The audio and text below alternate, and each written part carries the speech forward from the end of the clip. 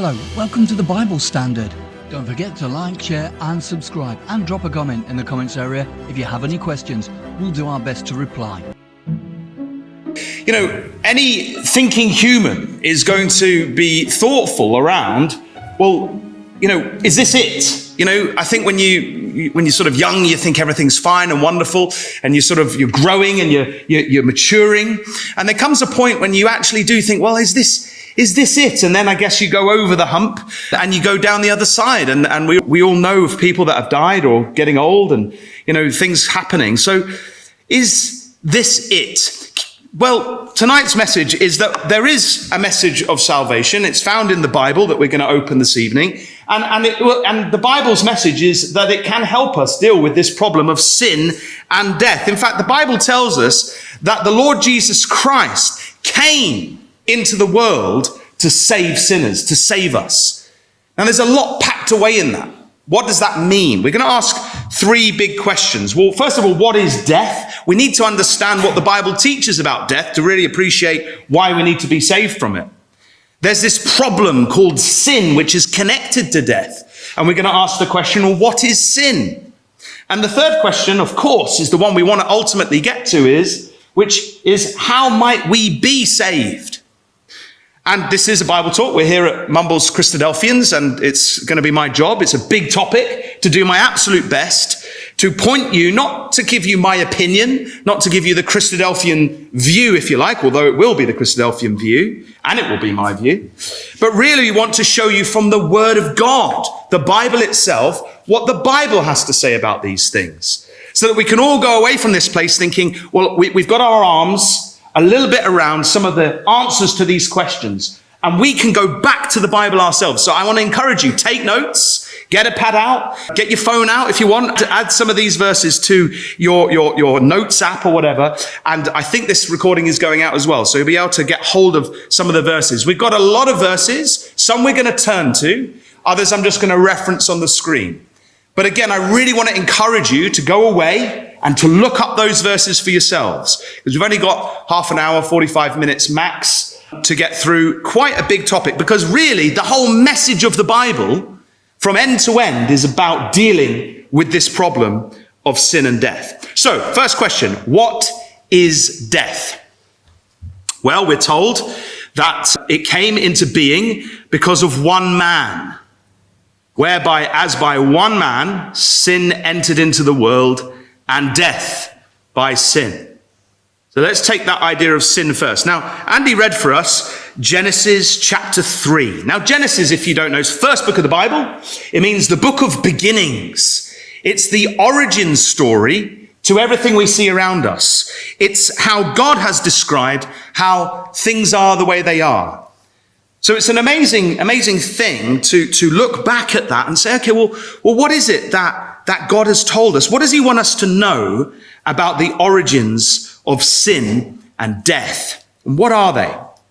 So we read Genesis chapter 3, but I just want to kind of just recap. Genesis 1 is about the creation of the heavens and the earth and everything that we see, and mankind as well. And the first man that was created was a man called Adam in verse 26 of chapter 1. God said, "Let us make man in our image after our likeness." And so man is created on day 6 amongst all of the other creations. And we know, if you've read Genesis, that on the 7th day, God rests. In Genesis chapter 2, we have further detail about what goes on with that creation. Man is placed, we're told, in a garden, the Garden of Eden. And there is a law given to man. So if you look at chapter 2 and verse 16, we read there, "And the Lord God commanded the man, saying, Of every tree of the garden thou mayest freely eat, but of the tree of the knowledge of good and evil thou shalt not eat of it, for in the day that thou eatest thereof thou shalt surely die." Or, as my margin puts it, dying thou shalt die. In the Hebrew, carries the idea that death was going to set in to humanity, to the man. He would start to experience mortality and death. So that's our first reference. So you see that there was this law, and there was a consequence to man breaking the law. Dying, thou shalt die. Now, in our read about the serpent, it says in verse 1 that this was a beast that was in the garden, more subtle or wise or cleverer than any of the other beasts that God had made. And unlike serpents today, this serpent could speak. And he speaks to the woman, to Eve, Adam's wife, and encourages her basically to sin, to break that law, to eat the fruit. And she eats and she gives it to Adam, and he eats in verse 6. And so we see that they did disobey God's command of the fruit. They ate of the tree of the knowledge of good and evil. And then we have like a judgment scene later on in chapter 3, where the different parties are brought before God. So we have the serpent, we have Eve, the woman. And look what it says in verse 19 to the man: "In the sweat of thy face shalt thou eat bread, till thou return unto the ground, for out of it wast thou taken, for dust thou art, and unto dust shalt thou return."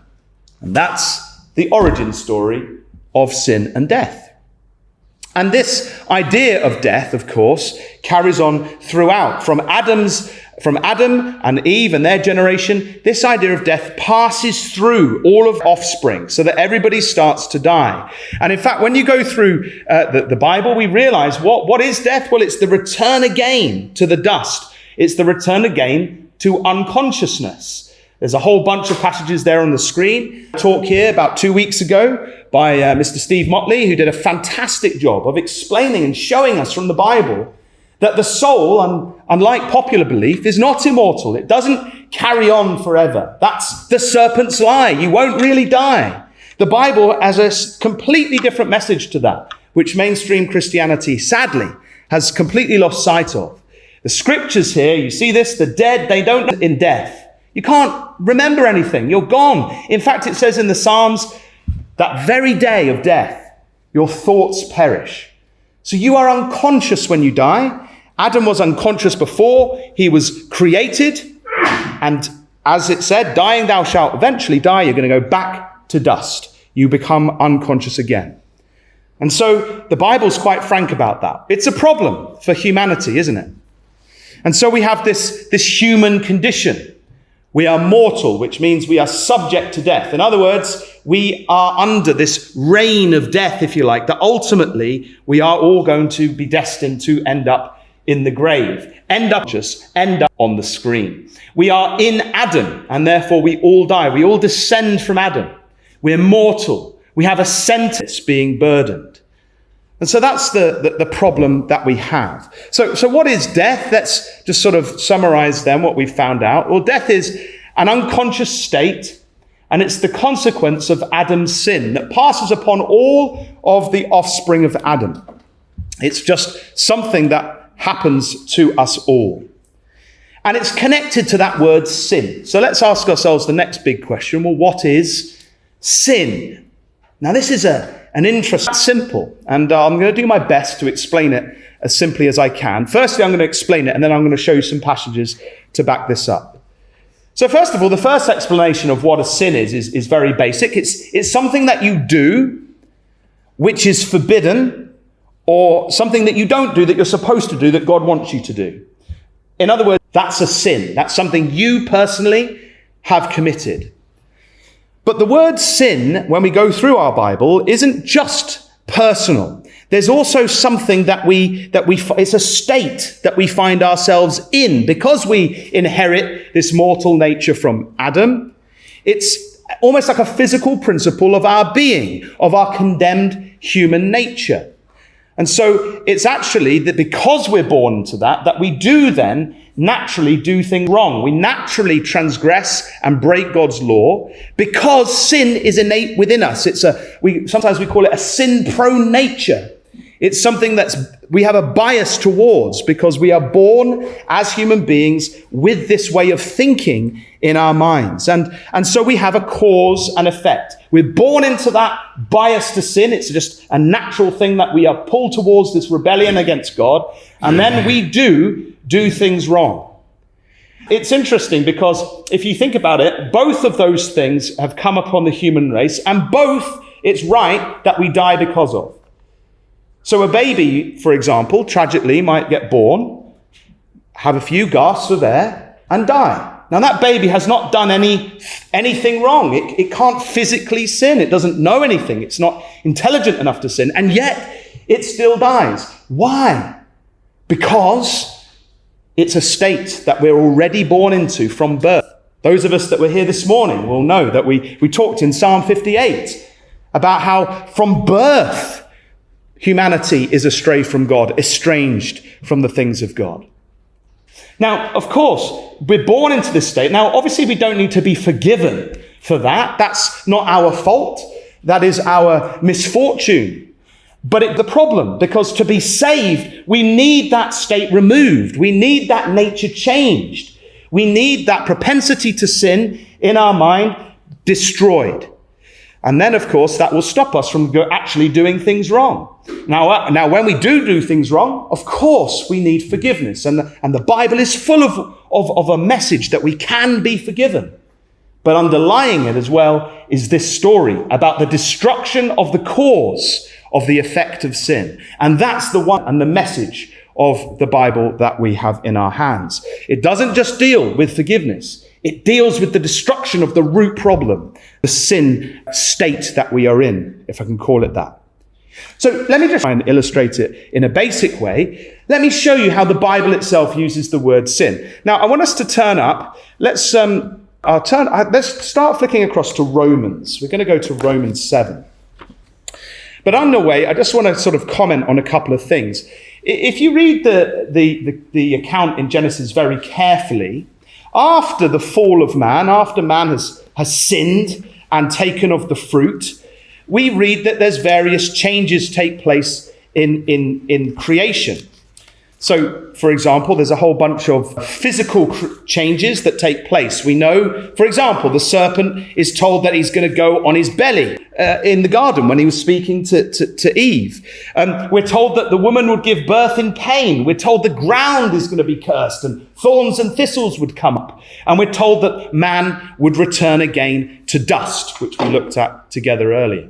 So physical changes of a fallen creation take place. But also, I don't know if you noticed as you went through that other changes took place, like an intellectual change took place in the mind, in the substance, in the thinking of Adam and Eve. Because it tells us there that after they transgressed, that they became as gods, like Elohim, mighty angels. They knew good and evil. They hadn't known that before. There was a change to know evil. It says that they knew they were naked.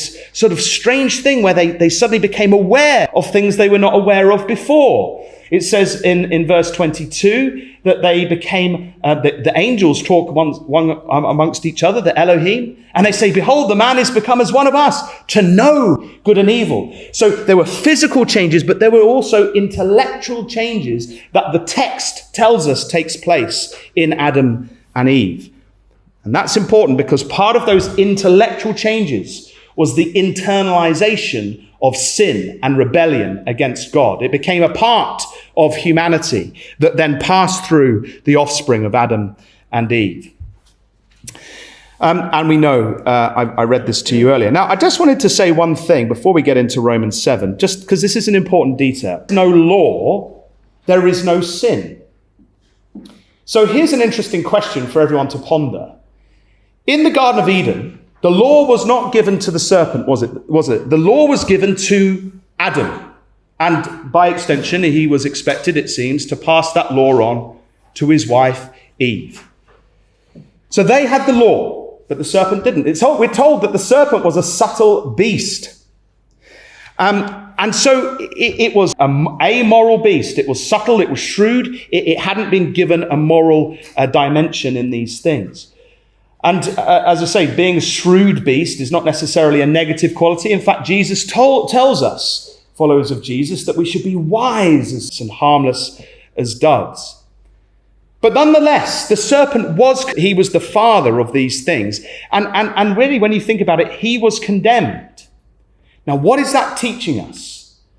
Well, I'm going to suggest to you that what that teaches us is that the cause of sin, which was in the serpent, that became part of Adam and Eve and the way that they think, That cause itself was being condemned right at the beginning. It's something that needs to be destroyed and removed. It's not okay. It was an animalistic way of thinking.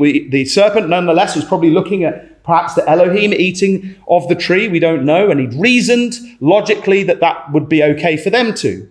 But in so doing, he'd actually started to cause Adam and Eve to be tempted to break the law, and then they did. And so the cause was condemned. And now, the state of sin. We should be in Romans chapter 7. Notice this. Look at verse 17. Now, this is the Apostle Paul speaking by God's inspiration.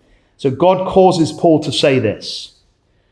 He says in verse 17, "Now then, it is no more I that do it, but sin that dwelleth in me.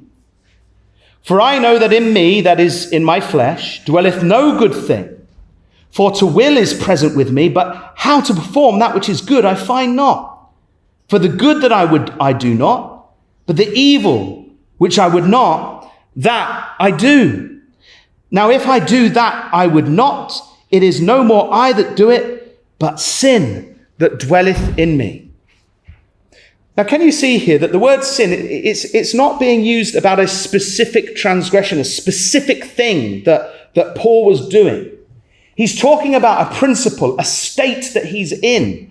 This constant battle he has where he wants to do good stuff, but he finds that it's really hard to do so because he's got this thing in his flesh that is not good. And it's pushing him to do things which are bad and evil. And he says, it's not me, it's really that sin that dwelleth in me. And so in verse 21 we read, he says, "I find then a law, that when I would do good, evil is present with me. For I delight in the law of God after the inward man. But I see another law in my members, warring against the law of my mind and bringing me into captivity to the law of sin, which is in my members. O wretched man that I am, who shall deliver me from the body of this death? I thank God through Jesus Christ our Lord. So then, with the mind I myself serve the law of God." You see how he describes it, that sin's inside him. He wants to deal with it, but he's struggling against it. And he thanks God through Jesus Christ, because ultimately we find, and we'll come to this in our talk shortly, that it's through Jesus that we can finally overcome these things. So we have a state here being described of sin, and I'm sure all of us who try to follow God's ways can sympathize with this, can't we? It's amazing that God has allowed this to be in his word, not on our own. Like even the Apostle Paul, who we know did amazing things when you read your Bible. He was an amazingly brave and faithful man. If someone like him could struggle with these things, it almost gives us a feeling that we can have a chance as well, can't we? That we also have to fight against these things as he did. And so there's a whole bunch of passages on there about the state of sin that mankind is in.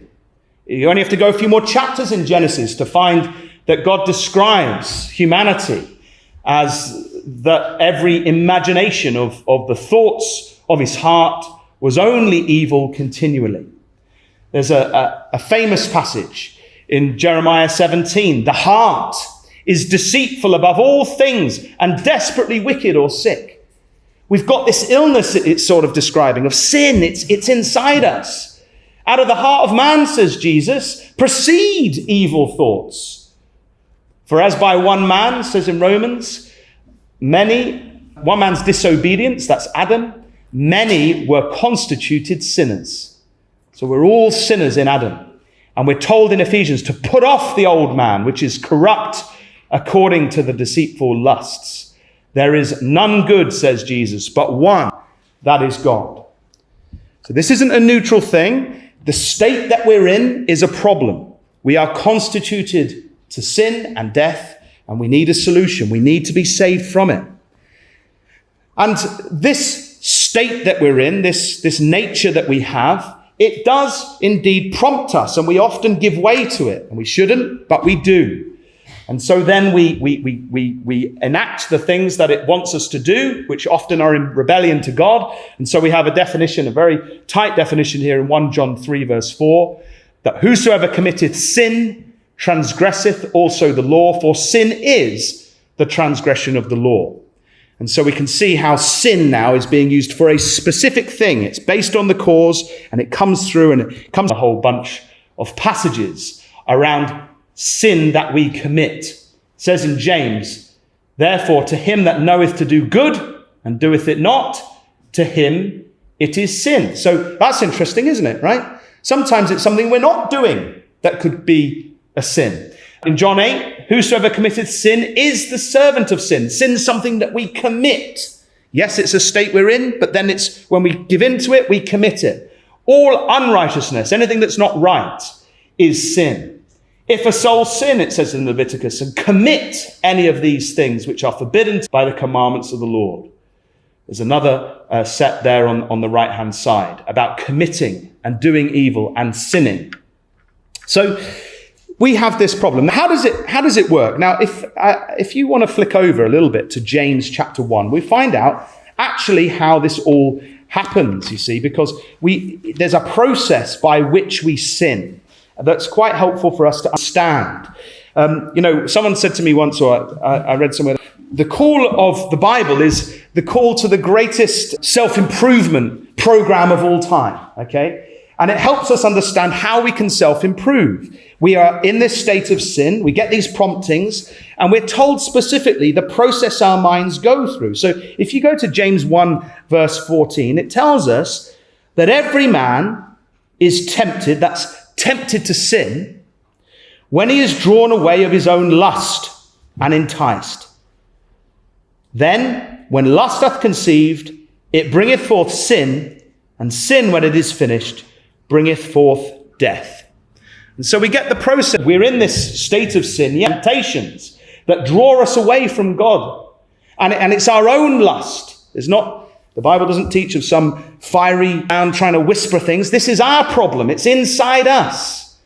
And then when we follow that line of thought, lust conceives, and we commit that transgression, we do that thing wrong, and we bring forth sin. And ultimately then, the final end to that is death itself. So wherefore, as by one man, sin entered into the world, and death by sin. So death passed upon all men, for that all have sinned. We all with these things.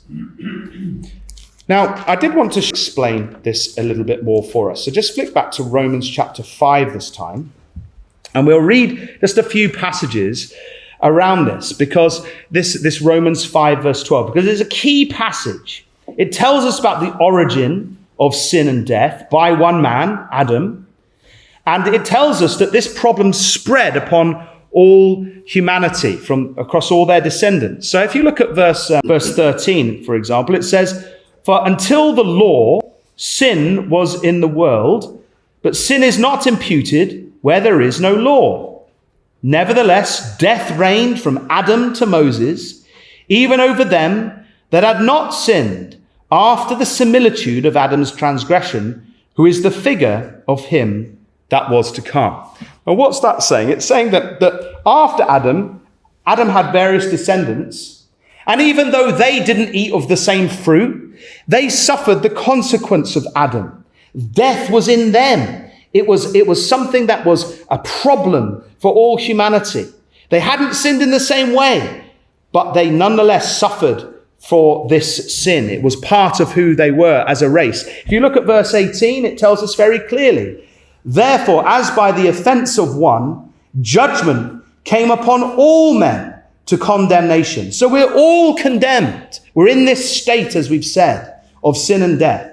Even so, by the righteousness of one, the free gift came upon all men unto justification of life. So it's comparing the hope in the Lord Jesus, which we'll get to shortly.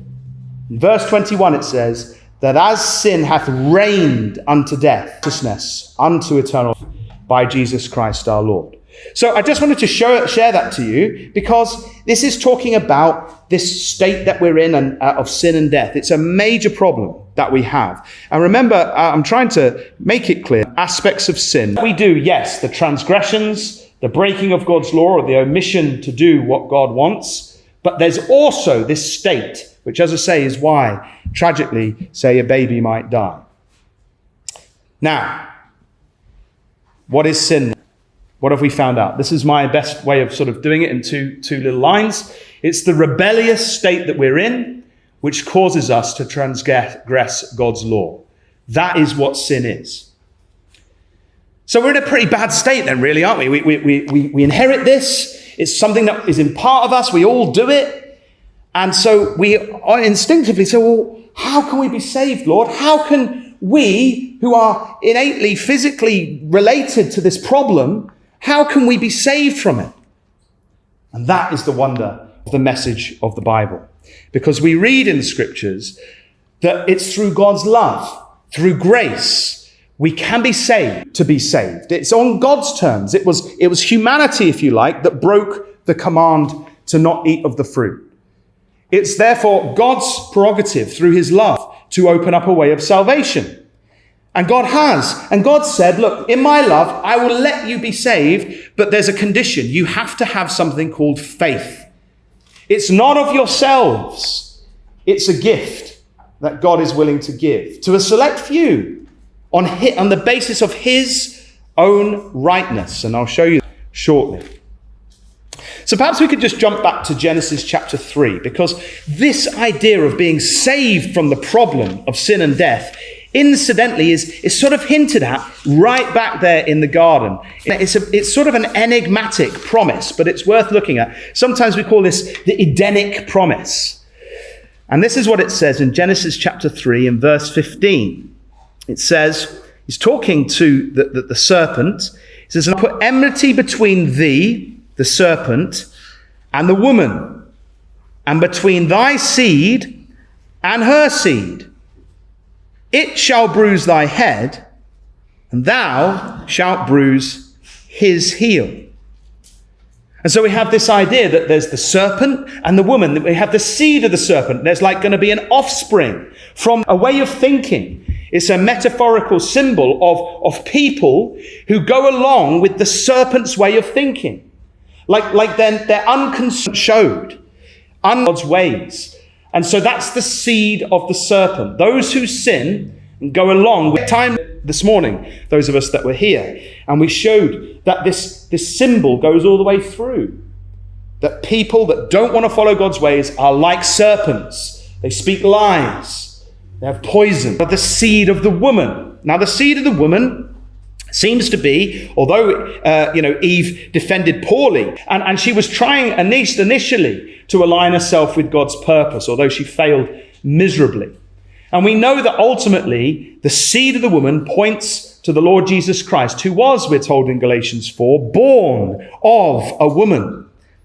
Now, what does it say about the ultimate descendant, the ultimate seed of the woman in verse 15? And this is the hint of salvation. It says that the seed of the serpent, shall bruise thy head. The seed of the woman shall bruise thy head, and thou, seed of the serpent, shall bruise his heel.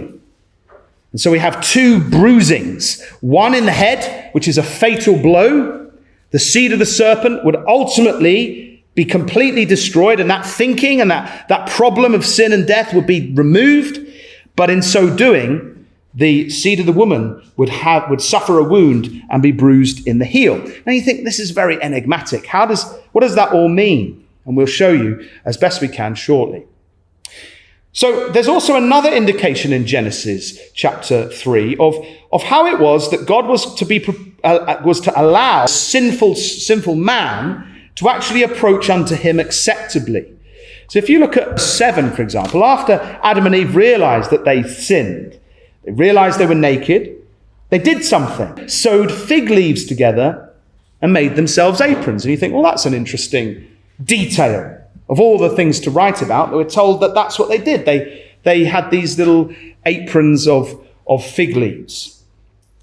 Well, that isn't how God wanted them to be dressed and covered, because in verse 21, we read that unto also and to his wife did the Lord God make coats of skins. And so we get the idea that these fig leaves were not how God wanted them to be dressed before him. He wanted them to be dressed in skins. Now, that sets forward a principle in the Bible, that to be acceptable before God, something has to take place. And this is on God's. He is explaining to Adam and Eve that to be acceptable, the shedding of blood has to take place. This is how God has determined we can be acceptable before him, to teach us how serious sin is. An animal dies as representative of us. And so when we go through the whole of Scripture, you'll find that animal sacrifice is there, not as some sort of nasty thing. It's there to teach us a lesson of the seriousness of sin and how we need to the shedding of blood has to happen so that we can be acceptable before God. And it actually ultimately points forward to the ultimate sacrifice of Messiah. Now, we haven't got time to go through all of these, but if you keep going in Genesis, you'll find that there's various promises given to a man called Abraham. And one of the promises is that he would have a seed, and that this seed, this singular seed, would possess the gate of all enemies. He'd deal with the problem of his enemies. And if you keep going in Scripture, you find that there's promises to a man called King David. And he's given some promises by God. He's promised that he would have a seed, a descendant, who would be his son. And in the prophets, in Isaiah, we're told that he would be conceived of a virgin. And in the Psalms, we're told that this one, he would also need salvation. You can read for example, prophecies in Isaiah 53 about this Messiah, this Savior who was to come. And upon him would all of the iniquity of the world be placed. And that he would be an offering for sin. That he would bear the sins of many. And so the faithful believers of God down through time were always looking for Messiah, for the Savior, for someone to come who would save them, who would be that sacrifice for sin, the ultimate one. And so all those little sacrifices, say in the law of Moses, they all pointed to the one who would come, do it in reality, remove and destroy sin and death. And so we read in Corinthians that God, in fact, eventually caused Christ to be born. And it was God in Christ reconciling, joining again the world unto himself, not imputing their trespasses unto them, hath committed unto us the word of reconciliation. He was the Lord Jesus Christ, Yehoshua. Yahweh is salvation was his name. And he was caused to be born of a woman, the Virgin Mary, in Luke chapter 1, verse 31. And this was an amazing thing. Now, why was Jesus so amazing? Well, before, but if not, it's an overview. So hopefully we can dive into anything if you'd like later. But the first thing we want to know is that Jesus was of condemned nature. He had the same problem as you and me. He had the cause of sin in himself. He had those temptations. So Galatians 4, he was made of a woman. But then it says in 1 John 4 verse 2 that Jesus Christ was come in the flesh. We're to confess that. He is in that flesh, that problem, that mortal flesh with that instinct to sin. It says in Romans 1 that Jesus Christ our Lord, which was made of the seed of David according to the flesh. So he had the same problem as us, but he never sinned. The only man in the whole of history who was the Son of God and had the power to overcome and chose never to give in to that nature. He did no sin. He always said, "Thy will be done," to God. He was in all points tempted like as we are, yet without sin, it says there in Hebrews, and he was holy, harmless, undefiled. 2, notice this. For as much then as the children, means the descendants of Abraham, are partakers of flesh and blood, he also himself likewise took part of the same. Why? Why did he have to come in with the same problem of flesh and blood as us? That through death he might destroy him that had the power of death, Our subject tonight to deal with the devil. What is it talking about? It's actually talking about the thing that has the power of death, which is the cause of sin, the animalistic, serpent-like thinking that we inherit from Adam. The diabolos, it actually simply means, the devil simply means the liar, the great liar. And when you compare that, for example, with Romans 8, which says God sending his own son in the likeness of sinful flesh, and it actually means the sameness of sinful flesh. Christ came, he took part of the same. It's saying the same thing. We get to understand who the devil is because it says that for sin condemned sin in the flesh. That is the devil. And so he overcame sin in himself. It had to be there. He didn't transgress, as we've shown you. But nonetheless, sin had to be in him for him to be able to condemn it. Not this prompting to sin, these two ways that the word sin is used. That is what Jesus overcame, the temptation. And if we understand that, we can then understand passages like this. It says in 2 Corinthians, "For God hath made Christ to be sin for us, who knew no sin." Now, how does that make any sense? Well, it only makes sense if you understand the word sin can be used in two ways. Jesus was made sin in the sense that he had the same problem as us, sin-cursed nature, the promptings to sin. But he knew no sin in that he didn't do any transgressions. He never gave in to it. Because of that, we might be made the righteousness of God in him. It's because of our faith in him overcoming that and that was right, that we can be saved. And that is the faith that God requires from true believers of the Lord Jesus. Here's another one. It says in Peter that Jesus, his own self, bare our sins in his own body. Now, how did Jesus bear our sins?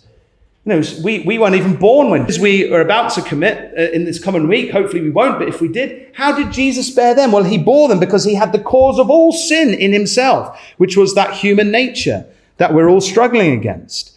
It says there that we, being dead to sins, should live unto righteousness, by whose stripes ye were healed. In the end of the age hath Jesus appeared to put away sin by the sacrifice of himself.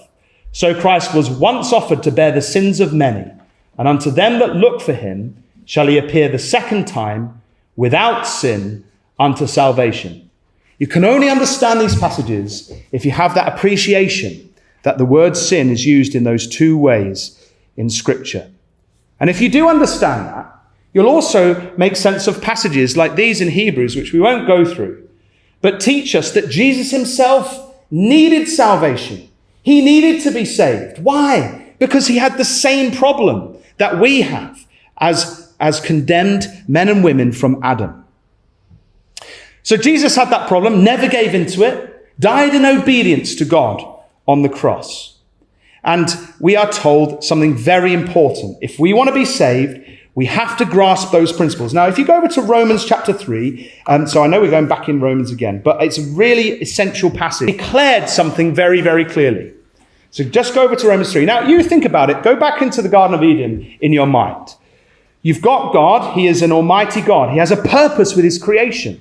He creates Adam and Eve, and he gives them this law. And they break the law. Now, God never fails.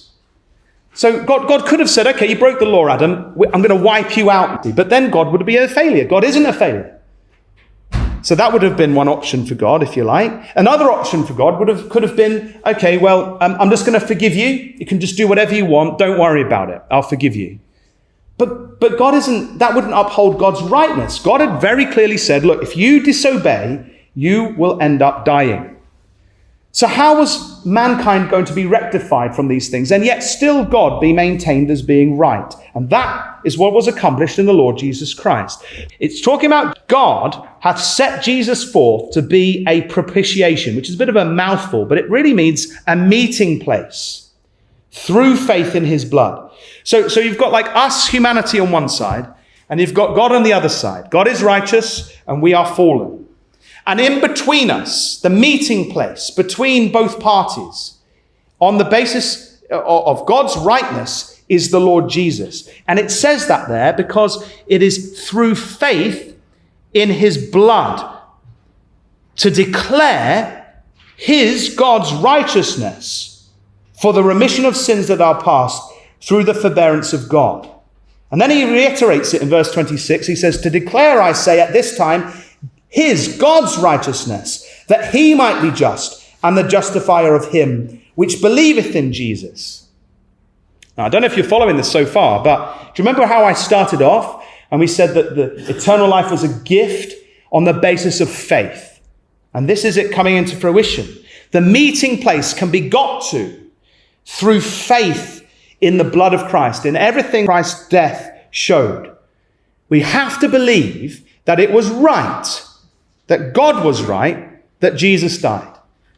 And my suggestion to you, and my very firm conviction, in fact, is that you can only appreciate that it was right that Jesus died if you understand that the very nature that we have, the cause of all sin, is worthy of complete destruction and death. That is right. So when we think of Jesus on the cross, we are thinking about a man, he never gave in to that sin. He never transgressed, and yet it was still right that he died.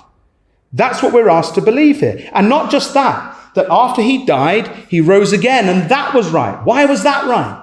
Because Jesus never transgressed. He never gave in. And so across all of those stages, God is declared righteous. He is right to have condemned, raised up Jesus again. And that's what we're told in Romans 8, that God sent his own son in the likeness, the Greek means the sameness, of sinful flesh, and for sin, condemned sin in the flesh. Now, that was pretty heavy theologically, but hopefully you sort of followed. We have this problem of sin and death. In Jesus, it's the only person that those two things were separated. He had the cause of sin. He never gave into it. He had the same problem as us. We have both of them. We need to be forgiven, and we need our natures changed. He never needed to be forgiven, but he did nonetheless need saving from the condemned fleshly state he was in. And so the scriptures tell us that it was because he never sinned that God raised him from the dead. He raised him from the dead. He dieth no more. Death hath no more dominion over him. For in that he died unto sin once. And so we see that the nature. So now death has no more dominion over him. He's not connected to those things. He destroyed the diabolos, the flesh.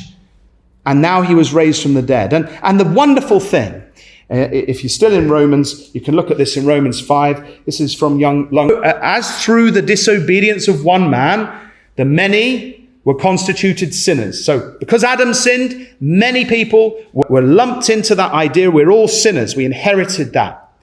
But through faith, we read, so also through the obedience of the one shall the many be constituted righteous. And we say, wow, that's amazing. But how can I get connected to the Lord Jesus? What do I have to do to say, yes, I have faith in that. I believe in what took place there. I believe God is right. Well, the answer to that is that we have to be baptized. And so we read Jesus very clearly taught that his followers should go into all the world and preach the gospel. The good news that we can be saved through faith. It says there in Mark 16:16, he that believeth and is baptized shall be saved. In Acts 2, we're told to repent and be baptized, every one of you, in the name of Jesus Christ for the remission of sins. And in Galatians 3, we're told, for ye are all the children of God by faith, in have been baptized into Christ, have put on Christ. And if we had time, we could go to Romans 6 and we could look at the examples of baptism. What is it? It's the complete immersion in water, going down, as it were, into a symbolic grave and saying, we are worthy because of our flesh and sins to be in that grave, but we associate ourselves with what the Lord Jesus, the condemnation of sin. And we want to take hold of the mercy and we're so thankful to God for his grace that because of our faith that God is right in all of those things, we believe that we also might rise like Christ rose and have our natures changed. Not because we can earn it, but because we know that God, through his love and mercy, has said that if we declare that faith, we also can be saved. And so we have this hope of the resurrection. And the Bible teaches that this is something that's going to happen in the future. That when we die now, as we showed you at the start, you're dead and unconscious, but that those that are responsible to the things of God will be raised to a judgment. But many of them that sleep, that's a metaphor, if you like, for death, in the dust of the earth shall awake, some to everlasting life and some to shame and everlasting contempt. You see, there's a judgment. And we know when that resurrection is going to take place. It's going to happen. So we look forward to that. In 1 Thessalonians 4, we're told that Jesus is going to return. It says, for the Lord himself shall descend from heaven with a shout, with the voice of the archangel, and with the trump of God. So Christ is coming back from heaven, where he is now. And then it tells us one of the first things he's going to do. It says, and the dead in Christ shall rise first. And it's at that point, those that are accepted at the judgment, they will have their natures changed if they're accepted. And we hope that's all of us here in this room, if we're all faithful. It says in 2 Peter 1 verse 4 that through the promises of God, we might be partakers of the divine nature. It says in Corinthians that we will bear the image of the heavenly. In Philippians, it tells us that we will have our vile bodies changed. And they'll be fashioned like unto his glorious body. For by grace are ye saved through faith. And so that's the message of the Bible, my dear friends, in that whistle-stop tour of this subject. I've done my best to try and explain it at a detailed level, but also a high level at the same time. So I don't know quite, I can't have it both ways, can I? But I did the best I could. But the key message here is that the Bible does teach us that we can be saved from sin and death. There are principles that we do have to personally have faith in and believe around sin. But we know, for example, the message is clear. The wages of sin is death, but the gift of God is eternal life. So if you didn't follow all of that, my only advice is keep studying the Bible, keep reading it, keep asking questions. Come and ask any of us about these things as a big subject. As I say, the whole of Scripture is dealing with this problem.